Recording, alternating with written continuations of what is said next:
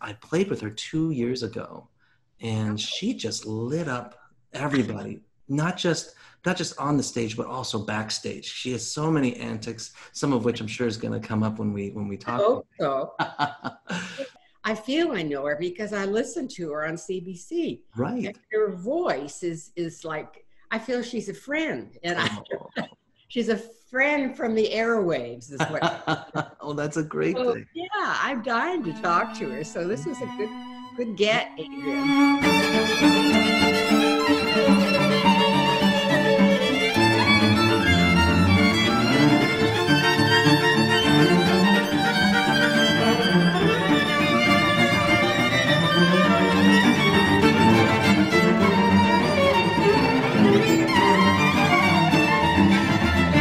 Good. Well, we're a couple of minutes early, so I wanted to show you something because Martin Beaver, our great JAaM session guest artist from the last session, he messaged me the other day, and it has so much to do with what became kind of a centerpiece of our conversation, which was about mullets. And I wanted to show you this article that he sent me. It was in the Wall Street Journal. And if you look at this, the mullet makes a comeback and divides Australia. Do you see that? That is hilarious, Adrian. Isn't that? Look at that. Well, your hair is good too, Adrian. Talking about hair, I kind of like it long. It's almost not okay. It basically is a mullet, right? The only thing saving it right now is that I didn't cut any of the other hair. So the hair here is still longer than the back. Well, you're pretty close to the mullet, I must say, when I see the back. I didn't see the back. Very close to the mullet. Here she is. Here she is. Oh, there she is. Yeah. Hello. Hey, I'm coming. Oh my goodness. Hey, there you are. Good morning. I gotta say, you actually give June's backdrop, the painting, a run for its money. We haven't had a guest that had such a floral, artful background. Well, I had wallpaper installed right before the pandemic, and thank goodness, because now I have something kind of gorgeous. Whoops, something kind of gorgeous to look at. Holy cow! What's been happening with you both during this crazy, unprecedented time? We know what's been happening with you because you've been out on the balcony singing. I've been on the balcony singing. Yes. Yes. That was a great idea you had. Thank you. I can't take credit for it. I stole it from an Italian tenor who was singing on his balcony right at the beginning of the lockdown when Italy was really suffering.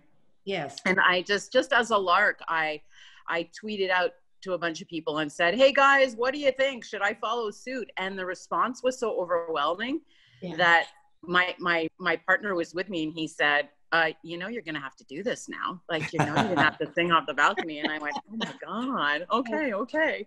So we set up a time and a place and we did it. And holy cow, it went viral. It went viral? 65,000 hits on Twitter alone. And then there's a bunch on YouTube and then a bunch on Facebook. I don't know. So every now and then I just kind of look at it and go, oh my gosh, what's happening? People must be really bored. Well, how has your life changed, Julie, with all this? I mean, what do you, like you and Adrian who perform? It's very difficult, I'm sure. It's very difficult. I mean, I am very lucky because I have a day job. So, right. So that part of it, that aspect of it is okay for me, but you still can't separate the artist. So I was so looking forward to coming out there and singing. I haven't been to Vancouver in a long time. I've never sung for Music of the Morning. I was thrilled. And then to have this happen, it was really hard.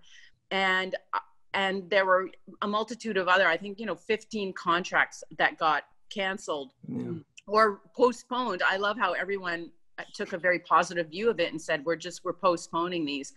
But I think that it's not only, I mean, for the artists who are losing a massive amount of income, my heart is broken for them, but there's also this thing inside that propels you. I always say artists got to art, and I have to art. If you take that away, it's actually, it's quite a new feeling.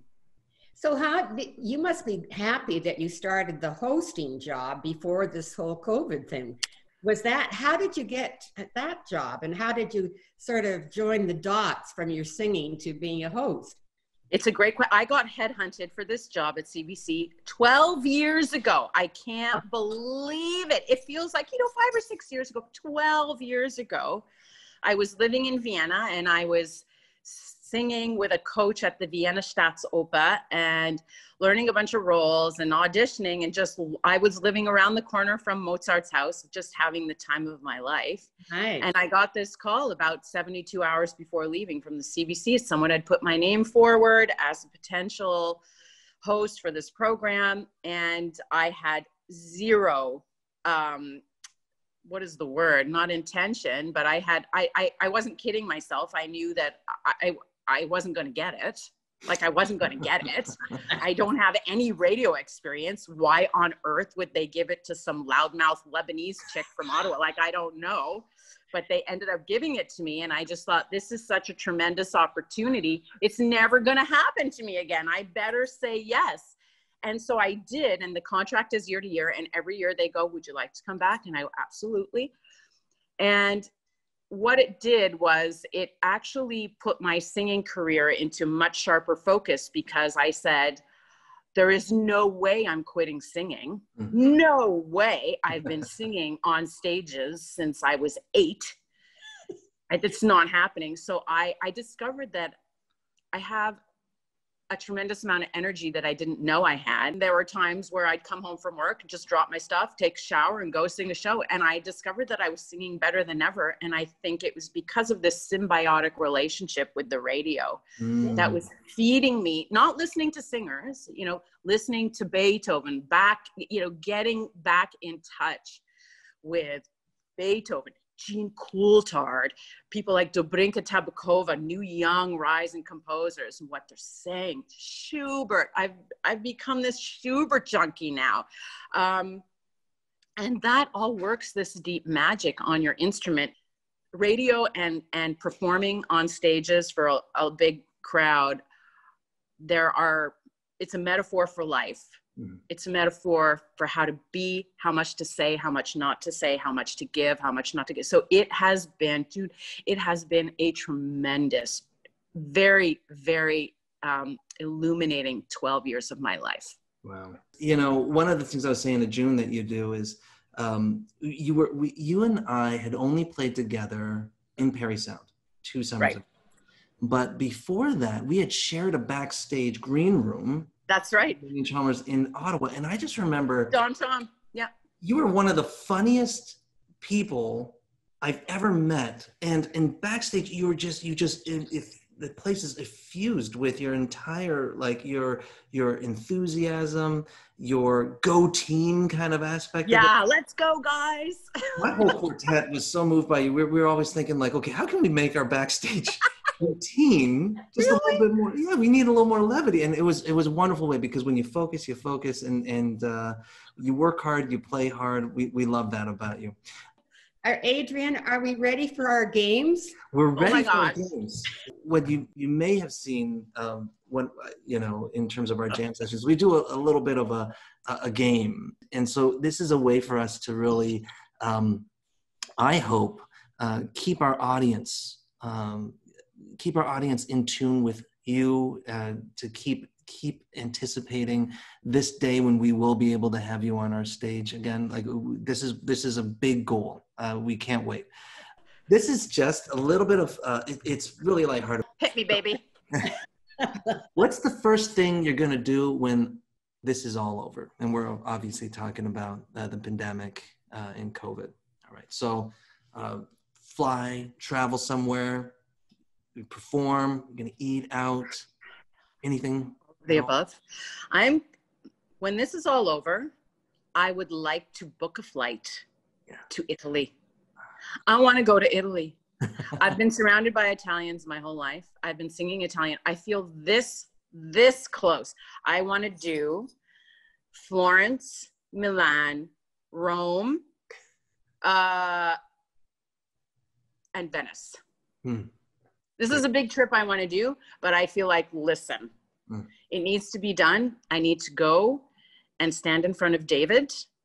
I need to go and bow to La Scala in Milan. I need to go. I've been to Rome before, but I need to do it again. Rome is like, you need 2 years, you know, you need years. I need to go back to Rome. I need to stand. The first time I stood in front of the Trevi Fountain, I cried. I was so overwhelmed by what it was. So I need to go to Italy, I think, and step off of this continent and step into the other worlds of these Italian cities. And I'm really hoping I can make that happen. So that's a travel goal. Yeah, that's great. Really, I want to just sing.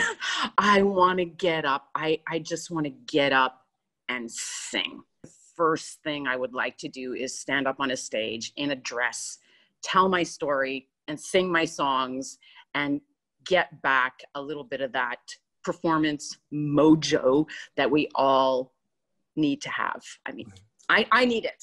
I need it. Yeah. Really, for me, it's singing in Italy. Well, some very close friends of mine who I trust deeply have told me that you're an incredible cook and that if I were nice to you, you would share with me your tabbouleh recipe. Listen, I'm going to, when I come, this is what we're going to do. You're going to invite some people. You're going to tell me how many, so I know how many bunches of parsley to buy. And this is what I do when I go places. I was singing somewhere in the States, saying at a home of Bunny and Forrest. And after each performance, they would invite people over and I'd make this big bowl of tabbouleh and a big thing of hummus. So you just tell me how many people are going to be there. We'll plan for this. I'll get the parsley. I'll get all the goods. We'll have this party. And as I'm making it, I'll show you. Because it's old school. We can't write it down. This is from my grandmother and my mother. You just go like this with the salt, and then you just go like this with the oil, and that looks like it's about right. And then you try it, and a little bit more. I love it. We're going to do it. We'll do it. June. We're totally doing it. Yeah. June used to. Other than that, I eat toast all day. Yeah. You do?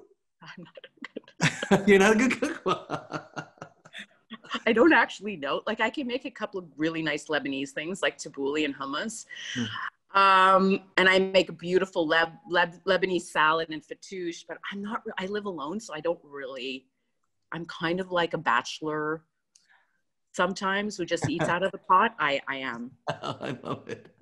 Well, June used to have these great parties pre-COVID. Yeah. We remember having during the summer, we would have these things at June's place. So we might actually take you up on that offer with all of that. I will do it. Yeah. Now, they don't call me Julie Tabbouleh for nothing. I didn't know that was part of your name. So this next one is Backstage, because people love your hair. And I love your hair. And there's a cellist named Steven Nesrallah, and he's known for his hair. Of course. It's totally different, I know. Your hair is like, I would want to have hair like yours if I could do it. And the thing is, I remember in Ottawa, somebody came and asked, and because I was just hanging around, they thought I was with you, like a part of your entourage or something. And so they asked, they said to me, do you think that she would let me touch her hair? No. And I looked at him and I was like, I don't know. You could ask, but I don't know. Just ask her. Yeah. But the thing is, I don't think he worked up the nerve to it. Then I was just thinking, if he were a 5-year-old boy, it'd probably be really cute. And so I wasn't sure. You probably get that a lot. Can I touch your hair? And so I wondered. And so that's what I created this slide, which is, on the scale of if someone were to ask if they could touch your hair, one is step away, I got pepper spray. Or in the middle, you might think, depends on my mood. And then, of course, on the other side, bring it on, touch my hair, I don't care. 100%. You can touch my hair anytime. Really? 100%. I've been on buses. I've been on, oh yeah, yeah. In line at the grocery store, and I'll notice someone looking at me, and I'll look back, I'll go, hi. She goes, is that real? Can I touch it? I go, sure. I know people have a thing about their hair, right? But I don't care. Touch my hair. One of my grandsons has wonderful curly hair, but he charges me $0.25 every time I touch it. I say, can I touch your hair? He said, give me $0.25, and then you can. So it cost me a lot of money. Now there's a sharp cookie. I have the opposite effect with my hair. June was just talking about it, and like I haven't had a haircut since COVID started, or not COVID started, like since the shutdown started. March 11th, I hadn't had a haircut. And I like it. No, dude, look at this. Oh, I like it. You know what? It's very cello-y. Because when you're playing, you know it's really hot when you're playing and the bangs fall in your face. It's got you got that like, I'm so into it. I don't even care about the bangs. I think it's quite sexy. Oh. I agree, if I may. Do you agree? Yes. See? Well, I'm gonna get it cut. It's barely okay. It's actually not okay. If I look up, no. The other day, I was on the computer, and then suddenly I started scratching it because I thought that like a spider or something had just landed on my neck, a part of my neck that had never been touched before because my hair's never been this long. Turned out it was my hair, and I felt like it's just you. Yeah, it was just me. It was just my hair, just being like, hey, you probably want to deal with this soon. Next we have, okay, so who would win a toilet paper battle at the shopping aisle? Susanna, Tosca, Brunhilde, or Carmen? Well, you know what I'm going to say. Carmen. What's that? Carmen. Yeah. Only because she's probably packing a knife and would be like, no, all of you, get out. Or she'd burn you with a cigarette. I mean, she's a little bit, it would be a toss-up between Brunhilde maybe and Carmen, because Brunhilde is just magic. Right. And okay, Carmen. I just have to keep Carmen because it's my brand. It's your brand. I don't know. I'm just making stuff up actually. I think Carmen because she would have weaponry. She would have some kind of weapon. She would threaten you for it. I love it. I would never would. Brunhilde has the spear. Well, she has. That's why too. Like she's big and she's got a breastplate and all that jazz. No, so she's a good second, right? Yeah, she's probably first, and I'm just being biased. Oh, okay. Well, I thought Carmen might bring it with the temper, like just immediately in your face and freak out on you. Yeah. Brunhilde might have been just a little self-assuming at first and been taken aback by the complete. That's good too. Yeah, but I like your answer. All right, then. Very cute question. Oh yes. I love, first of all, just a word. I love this as a promo picture because isn't it sweet? Yeah, it's I met you so both. Sweet. Yeah, I met you both in Ottawa, and you crushed it. It was like 1,200 people in that room, and they were just like roaring. Insanity. Yeah. And Metza. It was just amazing. She's so good. So good. So what was I whispering? Yeah. Absolutely nothing. Oh, really? Absolutely nothing. We were in this photo shoot, and we were like looking for different poses to do, back to back, all these generic poses. And I said to her, why don't I just whisper something in your ear? And then it immediately conjures first intimacy, close friendship, which is what we are. It just suddenly sends this whole other signal. And it's just cute. I'm just going to look at it again. I like the expression on her face. Like, yes. Yeah, totally. Like she's actually listening to something, but I am saying, hi, Kato, how long do you think we're going to have to hold this pose before she gets the right picture? Like total nothing, like total sweet nothings, like really sweet nothings. And it's one of my favorite pictures. It is. Of her and I, if not the favorite. So we're done with that part of the game, but we're about to finish because it's so generous of you to give so much of your time, and we have this thing called We'll Ask You a Question, and it's a wheel, and June will lead this part of it, and what it is we oops, give me 1 second here. Let me just see. Julie, you have to have fun, don't you? I mean, that's the other thing, June. You know, yeah. If you're doing something, I always say you've got to have fun or else don't do it. I'm with you, lady. Yeah. Yeah. I think that's been one of my yardsticks is, you know, it's got to be fun. And you're obviously on the same page. Obviously. Okay. Oh, here's the wheel. Oh my gosh. This is brilliant. Okay. Okay. So, oh my gosh, you've even got it clicking and spinning.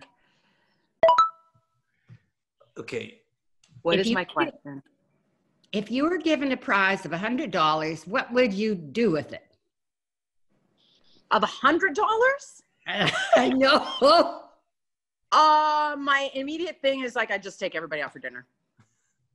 Okay. I just let's go out for dinner. And if it was more than $100, it would be not a problem because $100 is $100. Let's go out for dinner. Drinks on me. Better yet, drinks on me. Nachos and beer on me. We got another one here for you.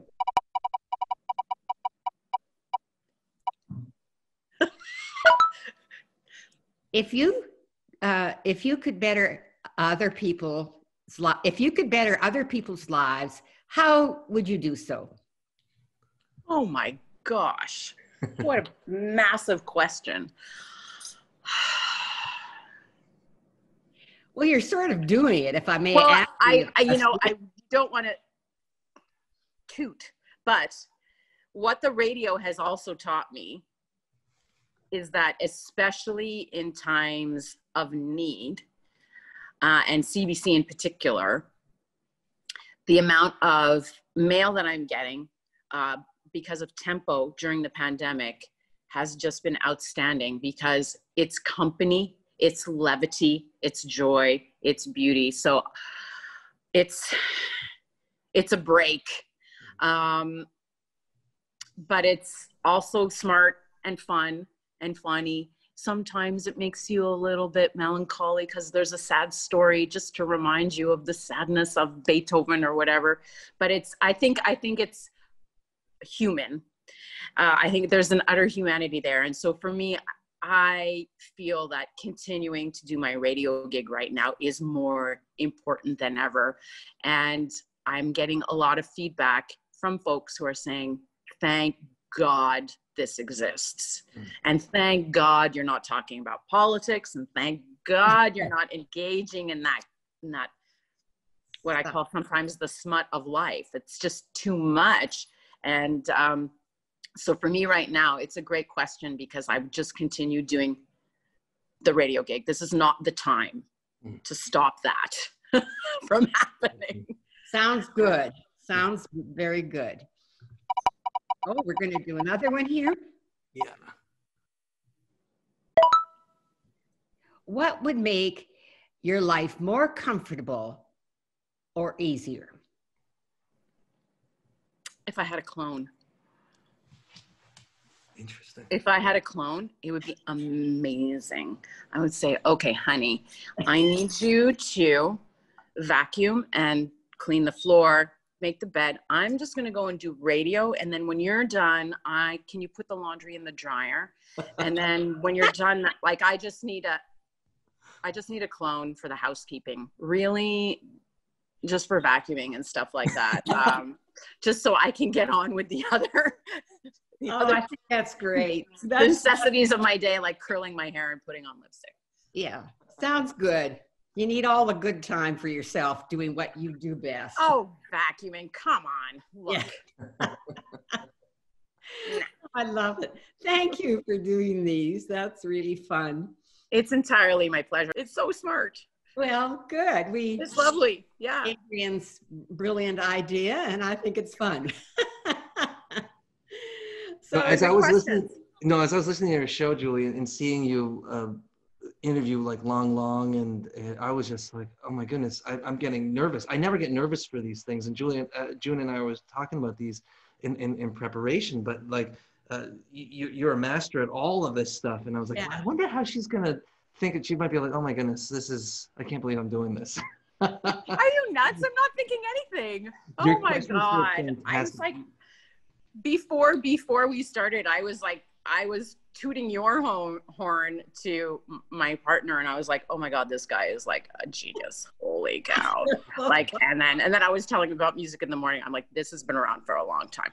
Oh my God, I'm going to talk to the lady. I'm going to talk to the lady, and she's going to talk to me. It was just, it's these crazy things that you build up, but this has just been a pleasure. A great conversation, great questions, and fun questions. I just have to say, Adrian, if I can, and to Julie, I heard your program a few days ago and you played Appalachian Spring. Mm-hmm. And for some reason, I just was so touched by, I hadn't heard that piece for quite a while. Yeah. And so American, what America used to be. Well, that's it. And I thought, oh, why can't they get back there again to, I know we're getting political ground, but I was really touched by that piece. And I just thought it was Copeland showing what America really was. I love the fact that too, that it's my pleasure. I mean, I adore Copeland, and I also adore the fact that he was a gay Jewish immigrant who crafted the sound of America. Yeah. Jewish immigrant made that sound. Yeah. But, a funny thing, June, I've noticed too on PBS. I watched the PBS up from one of the American cities here. I can't remember which one, but what they've been doing is on the American Experience, that program on TV, they've been putting profiles of past American presidents. And I think I might be reading between the lines, but I think it's an attempt to remind people of the augustness and the education, like people like Bill Clinton, who's a Rhodes Scholar, people like Ronald Reagan.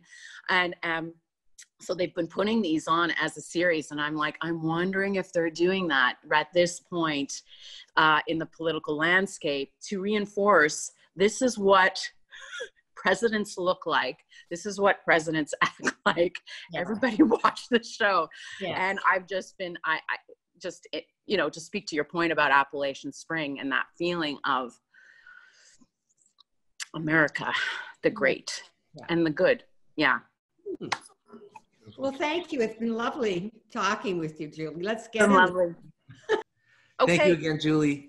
It's my pleasure entirely. This was a riot, and I never look so good on a Sunday morning because I dressed up. Put the lipstick on. I know. I'm like, you're wearing a suit. Holy you know hell. Why? Well, I usually do, but I dressed up special for you because your Instagram wardrobe thing. Yes. First of all, that's really taken fire. I mean, so many. Bless your heart. I know.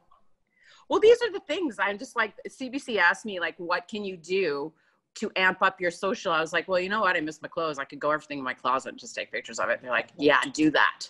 Okay. I think people think classical musicians are at home listening to Beethoven quartets with their pinky up in the air, drinking tea. I'm like, no, I'm not doing that. I'm buying shoes online. I'm getting rid of old, I have this hugely passion for fashion. So just kind of keeps lifting the curtain, keep going behind that curtain. Absolutely. Yeah. All right. Well, okay. Bye. Thank you again, Julie. Bye. So great to see you. Bye. And thanks for asking me. I do appreciate it. No, thank you for doing this. Okay. All my love and virtual hugs. Okay. Bye. Bye.